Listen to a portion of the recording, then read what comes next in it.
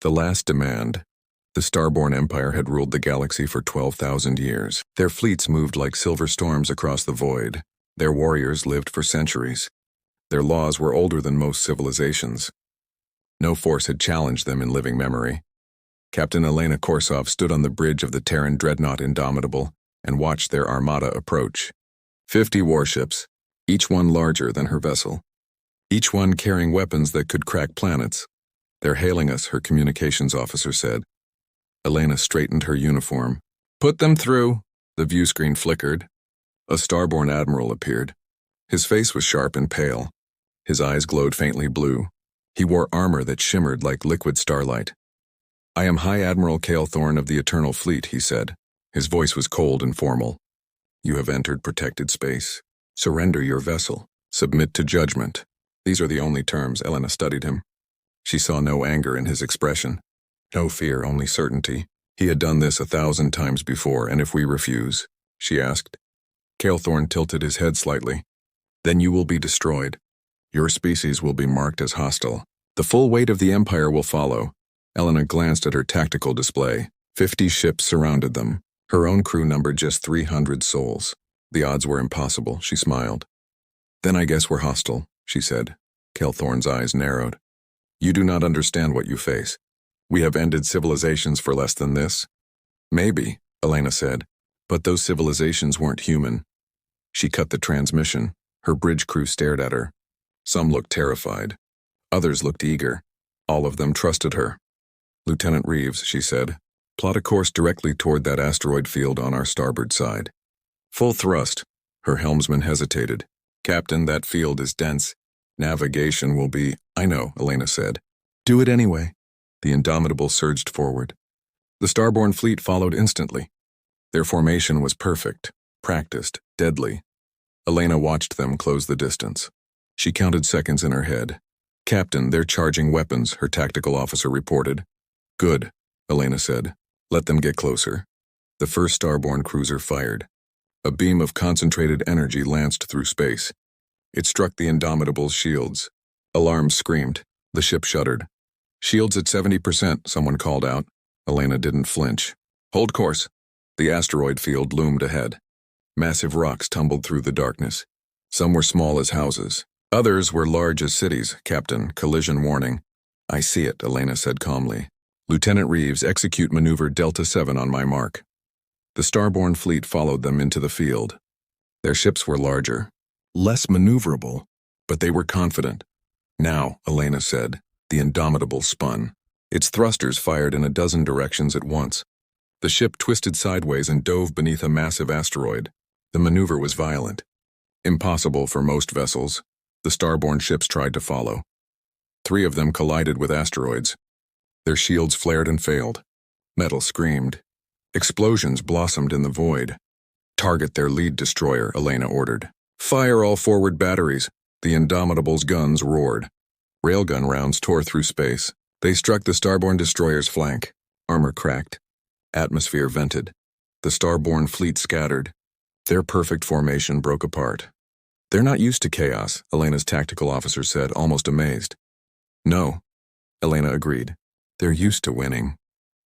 For the next hour, the Indomitable danced through the asteroid field. It appeared, it fired, it vanished. The Starborn tried to surround it. They tried to predict its movements. But Elena never repeated a pattern. She never fought fair. She used the asteroids as cover. She fired from unexpected angles. She disabled ships instead of destroying them so the debris would block their allies. She turned the battlefield into a maze where size and numbers meant nothing. By the time the Indomitable finally broke away and jumped to faster-than-light speed, the Starborn had lost 11 ships. The rest were damaged, confused, humiliated. High Admiral Cale Thorn stood alone on his bridge. His hands were clenched behind his back. His officers waited in silence. "What just happened?" one of them finally whispered. Cale Thorn didn't answer immediately. He stared at the empty space where the human ship had been. "We were outfought," he said quietly. "By savages. Admiral, that's impossible." "One ship cannot—" "One ship just did." Cale Thorn turned. His glowing eyes were bright with something his crew had never seen before. Anger. "Send word to the Eternal Throne," he said. "Humanity is not to be underestimated." request additional fleets, and find me that captain. Across the galaxy, Elena Korsov sat in her quarters. Her hands were steady. Her heart was calm. She knew what was coming next. The Starborn would send more ships, larger fleets. They would hunt her across every star system. They would make her a symbol of defiance that had to be crushed. That was exactly what she needed them to do. She opened a secure channel. "Command, this is Korsov. Phase 1 complete." They took the bait, a voice crackled back. "Confirmed, Captain. How long can you keep them occupied?" Elena looked out her window at the stars rushing past. "As long as it takes," she said. The war had begun, and the Starborn had no idea they were already losing. The hunting season. The Starborn called it the pursuit of the mad captain. Across 12 star systems, High Admiral Cale Thorne chased the Indomitable with a fleet that grew larger every week. First 100 ships, then 300, then 1,000. Each time they cornered the human vessel, it escaped. Each time they thought they understood its tactics, it did something new. Elena Korsov became a ghost that haunted the Empire. She appeared near supply convoys and scattered them without firing a shot. She broadcast false distress signals that drew Starborn patrols into ambushes. She hacked their communication networks and filled their channels with confusing orders. She even stole one of their corvettes and used it to infiltrate a staging area before detonating its reactor. The Starborn had never fought an enemy like this. Their warfare was honorable, direct. Ships met in open space. The stronger fleet won. For 12,000 years, it had always been enough. But humans didn't fight that way. "They have no honor," one Starborn commander said during a strategic meeting. Cale Thorne studied the tactical map. Red markers showed where the Indomitable had struck. There were dozens of them, hundreds. "They have something more dangerous," he said. "They have imagination. Admiral, we outnumber them 1,000 to 1. If we simply commit the full Eternal Fleet..." "No." Cale Thorne's voice was sharp. "The throne has forbidden it. They say one human ship is not worth the Empire's full attention." "Then what do we do?" Cale Thorne was silent for a long moment. "We learn," he said finally. "We adapt. If they fight without rules, then we must fight the same way." But learning took time, and time was something the Starborn didn't realize they were running out of. On the bridge of the Indomitable, Elena reviewed damage reports. Her ship was battered, scarred. Systems failed faster than her engineers could repair them. Her crew was exhausted. "Captain, we can't keep this up forever," her first officer said quietly. "I know," Elena said. "We don't have to." She pulled up a star chart. It showed the entire Starborn Empire. At the center was the throne world. Radiating outward were the hypergate networks that connected every system. Thousands of worlds, millions of ships, all linked by ancient technology. Elena zoomed in on a specific cluster of hypergates. These 7 gates form the primary junction for the northern quadrant. If they went offline, the Empire would be cut in half, her first officer finished. His eyes widened. "Captain, are you saying..." 3 months ago, Command sent stealth teams to every critical hypergate in the network, Elena said. "They've been planting charges, waiting for the signal." "The signal you're providing," Elena nodded. "Every time we run, we draw more ships away from their positions. Every time we strike, we force them to spread their defenses thinner. Right now, Cale Thorne has half the Eternal Fleet chasing us across the outer rim." Her first officer stared at her. "We're not running. We're baiting them." "We're winning," Elena corrected. "They just don't know it yet." Cale Thorne finally caught the Indomitable near a dying red star. His fleet numbered 2,000 ships. He positioned them in a perfect sphere. There was no escape vector, no asteroid field to hide in, no clever trick that could save the human vessel. "This ends now," he said. He opened a channel. Elena's face appeared on his view screen. She looked tired, defiant. "Captain Korsov," Cale Thorne said, "you have fought well, but you must see that this is over. Surrender. I will allow your crew to live." Elena smiled. It was not a happy expression. "Admiral," she said, "do you know what humans are really good at?" Cale Thorne frowned. "Deception?" "Timing," Elena said. She glanced off screen. "Now." Across the galaxy, 7,000 charges detonated simultaneously. Every major hypergate in the Starborn network collapsed in a cascade of exotic energy. The ancient structures that had stood for 12 millennia shattered in an instant. On the throne world, alarms screamed. Entire star systems went dark. Fleets that had been positioned for defense suddenly found themselves stranded. Communication networks failed. Supply lines vanished. The empire that had ruled forever suddenly found itself cut into 10,000 isolated pieces.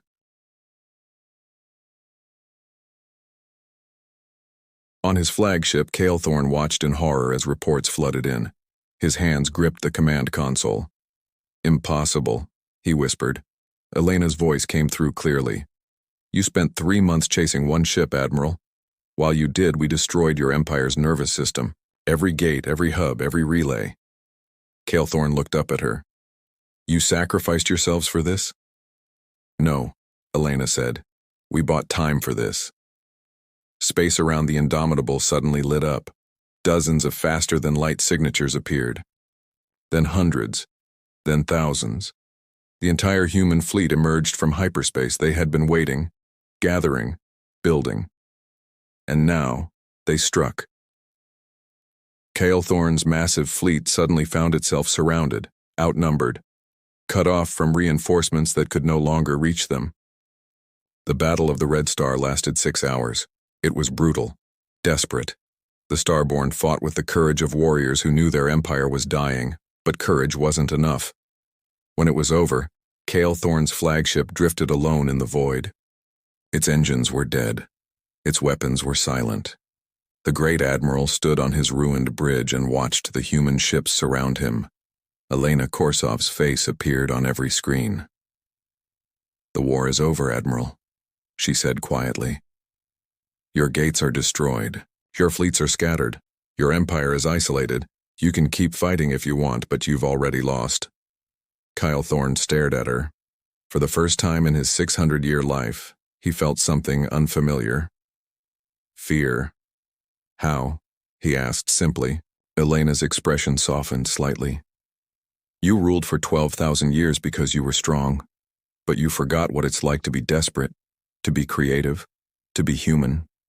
She paused. "We never forgot." Calethorn closed his eyes. Around him, his officers began shutting down weapon systems. One by one, they surrendered. The Starborn Empire didn't end with a final battle. It ended with a silence. As each isolated world realized that no help was coming, that the age of the eternal throne was over, and in the quiet after the storm, humanity stood in the ruins of a fallen empire and began to build something new, the last empire. The throne world had never known silence. For 12,000 years, the great capital had hummed with the traffic of 1,000,000 worlds, ships arriving, messages flowing, power radiating outward through gates that connected the stars. Now the gates were gone, the ships were stranded, and the Empress of the Starborn sat alone in a throne room built for eternity. Her name was Lyris Eternal. She had ruled for 900 years. She had seen civilizations rise and fall. She had watched empires challenge hers and crumble into dust, but she had never seen this. "Your Radiance," her advisor whispered. "The human delegation has arrived." Lyris didn't move. "Let them wait. They say they will leave if not received within the hour." Lyris finally looked up. Her eyes glowed with the pale blue light of her kind. "They dare dictate terms?" "Your Radiance," the advisor said carefully. "We have no choice." The words hung in the air like a death sentence. No choice. The Empire had always had choices. Infinite power. Infinite reach. Now they were just another isolated world. Lyra stood. Her robes flowed like liquid silver. "Send them in." Captain Elena Korsov entered the throne room with 2 Marines at her side. She wore her uniform without ceremony. Her boots echoed on the ancient stone floor. Lyris watched her approach. This human woman had destroyed an empire. She was small, mortal. Her life would end in less than a century. How could such a temporary thing defeat eternity? "Captain Korsov," Lyris said. Her voice was cold and clear. "You stand where conquerors have knelt, where ambassadors have begged, where kings have offered tribute." Elena stopped at the base of the throne. "I'm not here to conquer you, or beg, or offer anything." "Then why are you here?" Elena met the Empress's glowing eyes. To explain what happens next, Lyris leaned forward slightly. Tell me, mortal, how does one rebuild gates that took us 10,000 years to create? How does one restore networks that span galaxies? How does one— You don't, Elena interrupted. The throne room went silent. The gates are gone, Elena continued. Your empire is fractured into thousands of isolated systems. Your fleets are scattered. Your trade is broken. Your age is over. Lyris's fingers tightened on her armrests. Then you have come to gloat. No, Elena said. I've come to offer you a choice. She pulled out a datapad. We've mapped every surviving Starborn world. There are 6,000 of them. Each one is cut off, struggling. Some are already facing starvation. Others are collapsing into civil war. Lyris said nothing. You can let them die, Elena said. Or you can work with us. Work with you? Lyris's voice was sharp. You destroy our civilization and then offer us charity? I'm offering you survival, Elena said. We have ships, supplies, technology. We can help your worlds reconnect. Not through gates, but through trade, through cooperation, through submission, Lyris finished. You want us to bow to humanity. Elena shook her head. We don't want subjects. We want partners. Lyris stood. She was tall, imposing, ancient. My people ruled this galaxy before your species discovered fire. We conquered worlds while you were still living in caves. And now you presume to teach us? Yes, Elena said simply. The word echoed through the chamber. Lyris stared at her. Why? Why not simply let us fade? Why not take the galaxy for yourselves? Elena was quiet for a moment. When she spoke, her voice was softer. Because we know what it's like to be alone, to be vulnerable, to face extinction. She paused. And because an empire that lasts 12,000 years must have done something right. Lyris searched the human's face, looking for lies, for weakness, for hidden motives. She found only sincerity. You are either very wise or very foolish, Lyris said finally. Probably both, Elena admitted. But I'm here anyway. Lyris turned away. She walked to the great window that overlooked her capital. Below, the city stretched for hundreds of miles. Towers that had stood since before recorded history. Art that spanned millennia. Knowledge that filled libraries the size of mountains. All of it was useless now. Cut off from the empire it had once commanded. If I accept your offer, Lyris said quietly, what becomes of my people, of our culture, of everything we built? Elena stepped forward. It survives, it adapts, it grows. She paused. The gates are gone, but your people are still here. Your knowledge is still here. That doesn't disappear just because your empire fell. And humanity? Lyris asked. What do you gain?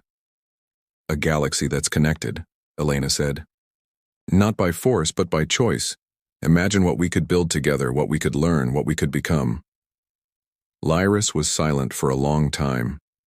Outside, the city lights flickered, power grids struggling without the energy feeds from 1,000 worlds. Finally, she turned. I will need assurances, protections for my people, guarantees that we have a treaty prepared, Elena said. It's fair. Both sides reviewed it. Both sides negotiated. She held out the datapad. Read it. Change what you need to. We're not in a hurry. Lyris took the pad. She scanned the terms. They were generous. Almost suspiciously so. Why? She asked again. Elena smiled. Because 70 years ago, humanity was 3 solar systems in a dream. We were alone, afraid. We could have stayed that way, built walls, closed ourselves off. She looked at the Empress. Instead, we reached out. We took risks. We built something bigger than ourselves. She gestured to the pad. That's what I'm offering you. Not charity. Not conquest. A chance to be part of something new. Lyris looked down at the treaty, then at the human captain, then at the city below. 12,000 years of empire, gone in 3 months. But maybe something better could rise from the ashes. I will need time, Lyris said, to consult my advisors to prepare my people. Take all the time you need, Elena said. We'll be here. She turned to leave, then paused. Your radiance? One more thing. Lyris looked at her. The galaxy is going to change, Elena said. Faster than anyone expects. New species will emerge. Old powers will fade. But the ones who survive won't be the strongest or the oldest. She met the Empress's eyes. They'll be the ones who learn to adapt. She saluted. It was respectful. Equal. Not the salute of a soldier to a superior, but the salute of one leader to another. Then she left. Lyris stood alone in her throne room. She held the datapad loosely. Outside, her people struggled in the darkness. She had ruled for 900 years. She had commanded fleets and shaped destinies, but she had never faced a choice like this: bow to the past, or build toward the future. She looked down at the treaty again, read the terms, thought about her people, about survival, about what 12,000 years of history really meant. And for the first time in her long life, the Empress of the Starborn made a decision not out of strength, but out of hope. 6 months later. The border station at Threshold Point was crowded. Human merchants haggled with Starborn traders. Engineers from both species worked side by side on new communication relays. Children ran through corridors that had once been military checkpoints. Elena stood at an observation window and watched the chaos. Her first officer joined her. It's working, he said, almost surprised. Of course it's working, Elena said. People want to connect. They want to trade. They want to build. She smiled. We just had to give them the chance. The Starborn Council officially ratified the treaty yesterday, her officer added. Full membership in the Galactic Alliance. Equal vote with humanity and the others. Elena nodded. Good. They earned it. Do you think it'll last? Elena watched a Starborn child and a human child chase each other through the station. They were laughing, playing some game that crossed species lines. I think, Elena said slowly, that empires fall, but people endure. She turned to her officer. The Starborn ruled for 12,000 years because they were strong. Maybe we can build something that lasts even longer, because we're smart enough to work together. Her officer smiled. The admirals want to pin medals on you, call you a hero. Elena shook her head. I'm not a hero. I just bought time. She looked back at the window. The real heroes are the ones building what comes next. She watched the station for another moment, then turned away. Come on, she said. We have work to do. As she left, the station continued its dance. Humans and Starborn and a dozen other species moving together, building something new. The Empire had fallen. But the future had just begun, and in the end, that's all anyone really needed.